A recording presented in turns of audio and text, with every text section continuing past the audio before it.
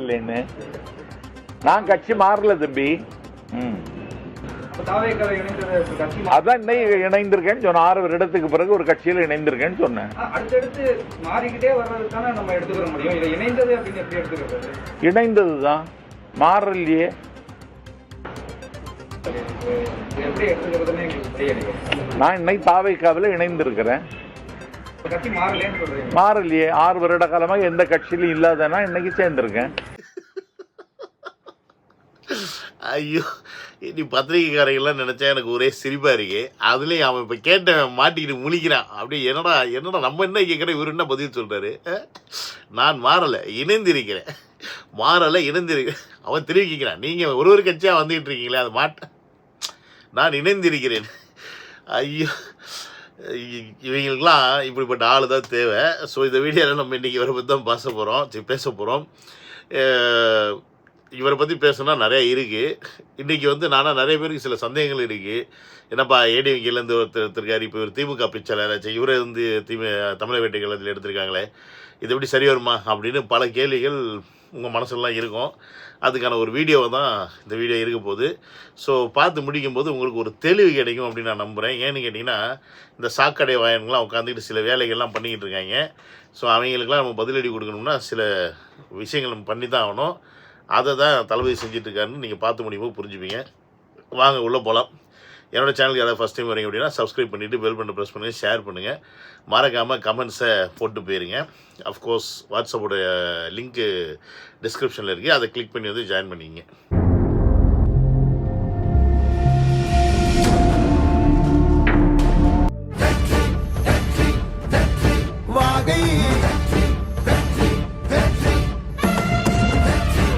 Welcome to Vijay stock, welcome to another video. நண்பீஸ், இந்த பேட்டி நீங்கள் எத்தனை பேர் பார்த்தீங்கன்னு தெரியல. நேற்று நாஞ்சில் சம்பத் அவர்கள் தளபதியை மீட் பண்ணி கட்சியில் இணைந்ததுக்கப்புறமா இந்த பேட்டியை கொடுத்தாரு. இந்த பேட்டியில் இது கிளைமேக்ஸில் தான் வரும். ஆக்சுவலி அவங்க கேட்ட கேள்வி என்னென்னா, நீங்கள் ஒரு திமுகவுடைய பேச்சாளர், அதற்கப்புறமா பார்த்தீங்கன்னா மதிமுகவில் இருந்தீங்க, அப்புறம் அதிமுகவில் இருந்தீங்க, இப்போ அப்படி தாவைக்காக்கு வந்துட்டீங்க, இப்படி மாறிக்கிட்டே இருக்கீங்களே அப்படின்னு கேட்டது தான் இவர் அவருடைய பாணியில் நான் மாறலாம் இல்லை, நான் இணைந்திருக்கிறேன், நான் கட்சியில் இணைந்திருக்கிறேன் அப்படின்னார். அதற்கான விளக்கம் அவர் என்ன கொடுத்துருந்தாரோ அது கரெக்டான விளக்கம். கேட்ட கூமுட்டைக்கு தான் புரியல. ஸோ இவங்க ரொம்ப அறிவாளின்னு நினச்சிட்டு கேள்வி கேட்பாங்க. இந்த மாதிரி பேச்சாளர்கிட்ட கேள்வி கேட்கும்போது தான் இவங்க எவ்வளோ பெரிய முட்டாள்கள் அப்படின்னு இவங்களுக்கு புரியும். இவர் தன்னை எப்பயுமே திமுக காரன் தான் சொல்லிக்கிறார். தான் பெயர் சம்பத், அவங்க அண்ணன் பெயர் ஸ்டாலின், அப்புறம் இன்னொரு பையன் பேருக்கு ஒரு இதை சொல்லியிருப்பார். அந்த மாதிரி நான் திமுக குடும்பம், திமுக தான் நான் வளர்ந்தது எல்லாமே அப்படின்னு ஒரு தெளிவாக சொல்லிக்கிறார். ஏன்னா பெரியாரை மிகப்பெரிய லெவலில் ஃபாலோ பண்ணக்கூடியவர் நாஞ்சில் சம்பத் அவர்கள். அண்ட் மிகச்சிறந்த பேச்சாளர், ஒரு நம்பர் 1 பேச்சாளராக அவர் தன்னை தானே சொல்லிக்கிறாரு. பட் இருந்தாலும் அதான் உண்மையும் கூட. இன்றைக்கி இருக்க காலகட்டத்தில் ஒரு பேச்சாளர் வேணும் அப்படின்னா, அதையும் மக்களை ஈர்க்கக்கூடிய பேச்சாளர் வேணும் அப்படின்னா அதற்கு நாஞ்சில் சம்பத் சரியாக இருப்பார். உதாரணத்துக்கு எப்படி பாடல்கள் ட்ரெண்டுக்கு ஏற்ற மாதிரி வாலி மாறிப்பார், அந்த மாதிரி இவர் ட்ரெண்டுக்கு ஏற்ற மாதிரி இவர் மாறிக்கிட்டு பேசக்கூடிய ஒரு நபர் அப்படின்னா அது மிகையாகாது. ஏன்னா இவருடைய ஒரு படங்களில் பார்த்தீங்கன்னா இவருடைய ஒரு டைலாக் மிக ஃபேமஸான ஒரு டைலாக் ஒன்று இருக்குது. அதை பார்த்துட்டு வருவோம். சொல்றேன் கேளு. வயிற்று பிழப்புக்காக பிக் பாக்கெட் அடிச்சவன் ஜெயில இருக்கான், வயிற்றுல அடிச்சு பிழப்பு நடத்துறவன் பதவியில இருக்கான். பணம் கள்ளச்சாராய காய்ச்சனவன் கௌரவ டாக்டர் பட்டம் வாங்குறான். டாக்டர் ஆகணும்னு கனவோட படிச்சவன் கோச்சிங் சென்டர் போக முடியாம சாவறான். பணம் இருந்தா குடிச்சிட்டு காரை பிளாட்ஃபார்ம்ல ஓட்டலாம். பணம் இருந்தா காட்டை அழிச்சுக்கிட்டு நமக்கு நாமே செலவச்சுக்கலாம். பணம் இருந்தா என்ன வேணும்னாலும் பண்ணலாம். பணம் இத்தனை பேருக்கு தெரியும். பணத்தை வச்சுதான் அரசியல நான் இந்த இடத்துக்கு வந்திருக்கேன்னு. என்ன பண்ண முடியும்? மிஞ்சி போற காரி துப்புவாங்க. துப்புறா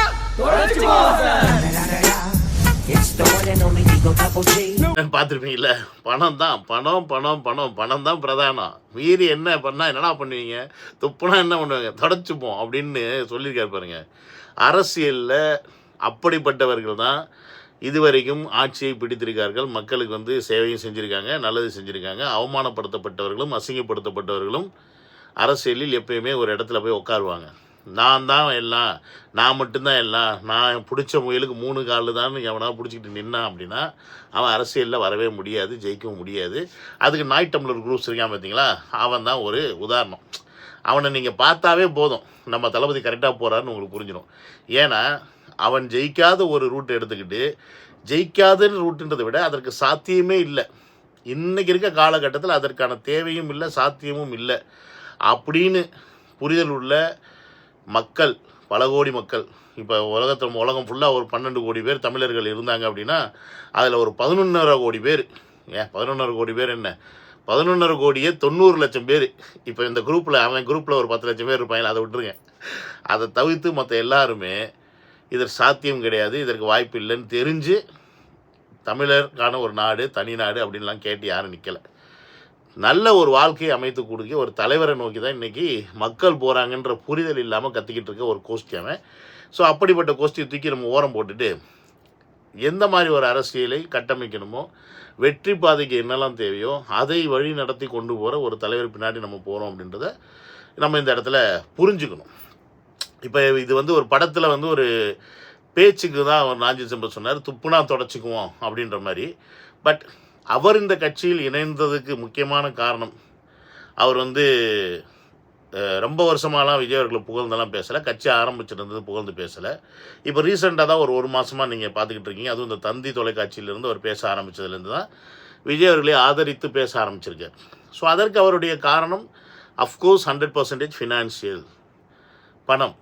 புரியுதுங்களா? ஏன்னா தன்னைத்தானே ஒரு 6 வருடமாக எந்த ஒரு அரசியல் களத்திலும் இல்லைனாலும் அவருக்கு இருக்க தொழில் என்ன அப்படின்னு பார்த்தீங்கன்னா பேச்சு. எங்கேயாவது பட்டிமன்றத்துலையோ இல்லை ஏதோ ஒரு உரையாடலையோ ஏதோ ஒரு இடத்துல மீட்டிங்லையோ போய் பேசும்போது அதற்கான ஒரு வருமானம் வரும், அதை வாங்கிட்டு அவர் வந்து வாழ்க்கையை வந்து ஓட்டிகிட்டு இருந்துக்கார். பட் உண்மையான திமுக காரர்னா திமுக காரர் தான் அவர்.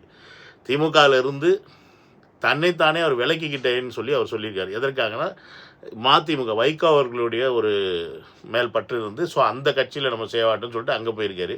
அங்கே ஒரு 19 வருஷம் இருந்திருக்காரு. அதற்கப்புறமா அந்த 19 வருடத்திலும் தனக்கான அங்கீகாரம் கிடைக்கல அப்படின்னும் போது அவர் அங்கேருந்து வெளில வந்திருக்காரு. வெளில வந்ததுக்கப்புறம் இவருடைய பேச்சு மற்ற விஷயங்களும் வந்து மற்றவங்களை காயப்படுத்துச்சா புண்படுத்துச்சான்னு தெரியல. இவருக்கு கொலை மிரட்டல்லாம் வந்துச்சுன்னு இவரே சொல்லியிருக்காரு, அந்த பேட்டியில் நேற்று பேட்டியில் சொல்லியிருக்காரு. அதனால நான் அம்மா அவர்கள்ட்ட அதிமுகவில் போய் நான் தஞ்சம் புகுந்தேன் அப்படின்னு சொல்கிறப்ப, அதிமுகலேருந்து அம்மா போனது இறந்ததுக்கப்புறமா எனக்கு எடப்பாடியார் கூட போகிறதுக்கு உடன்பாடு இல்லாதனால நான் அரசியல் விட்டு ஒரு 6 வருட காலமாக விலகி இருந்தேன்.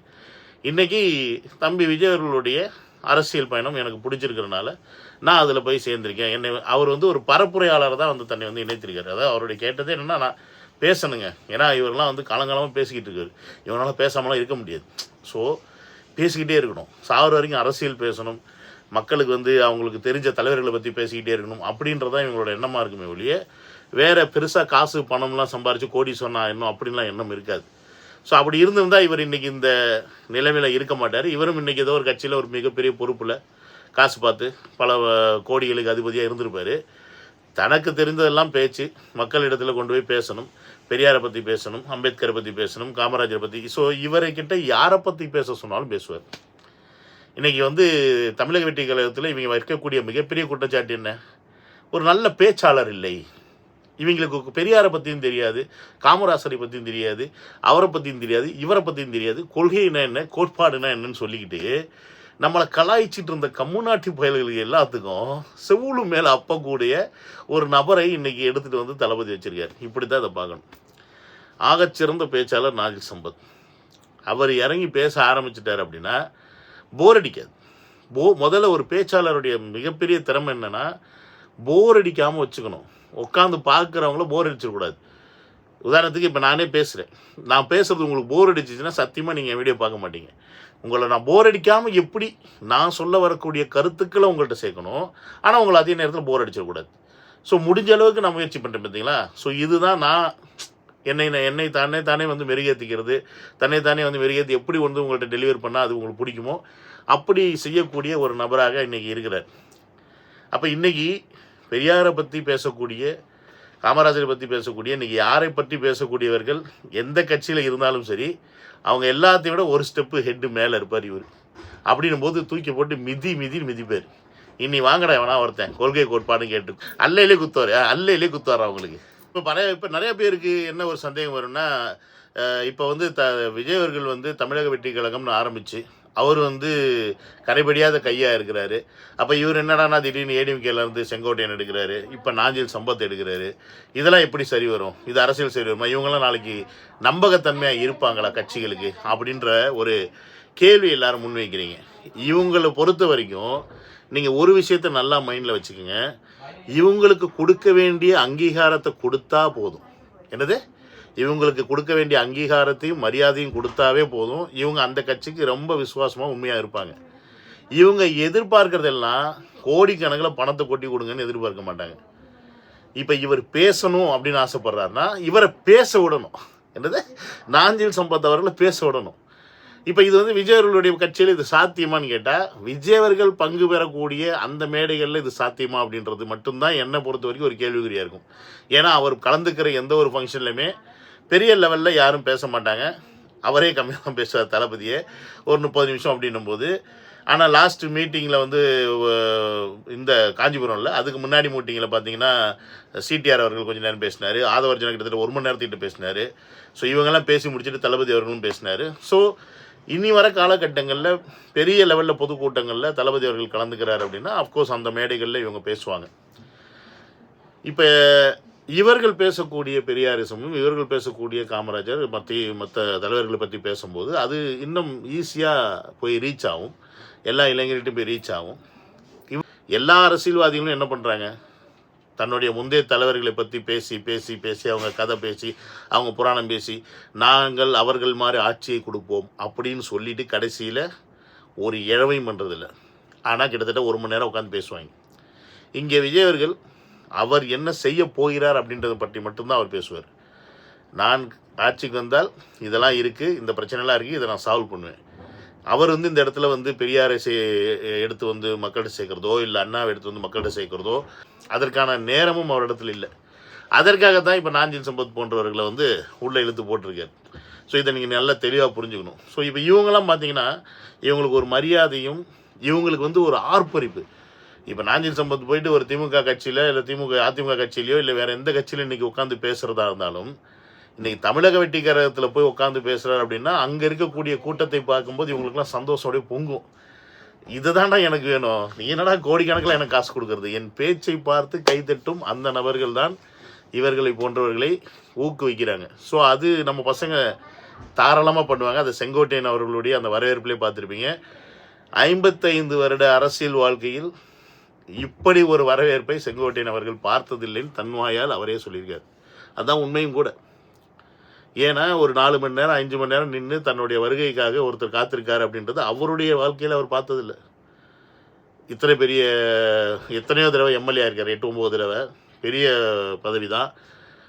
பல வருடமாக அரசியல் இருந்திருக்காரு. எம்ஜிஆர் காலகட்டத்தில், அம்மா காலகட்டத்திலேருந்து இப்போ தளபதி வரைக்கும் வந்திருக்காரு. அப்படின்னும் போது அங்கெல்லாம் இருந்தப்போ இந்த வரவேற்பு இல்லை. ஆனால் இன்றைக்கி தமிழக வெற்றி கழகத்தில் இருக்குது அப்படின்னா அது யார் மூலியமாக வருது, எதற்காக வருது? அது தளபதி அப்படின்ற ஒரு முகத்துக்காக, அவரை நமக்கு பிடிக்குன்றதுக்காக அவர் யாரை செலக்ட் பண்ணுறாங்களோ அவங்கள நம்ம ஆதரிக்கிறோம் அப்படின்றது தான் இந்த இடத்துல நம்ம பார்க்க வேண்டிய விஷயம்.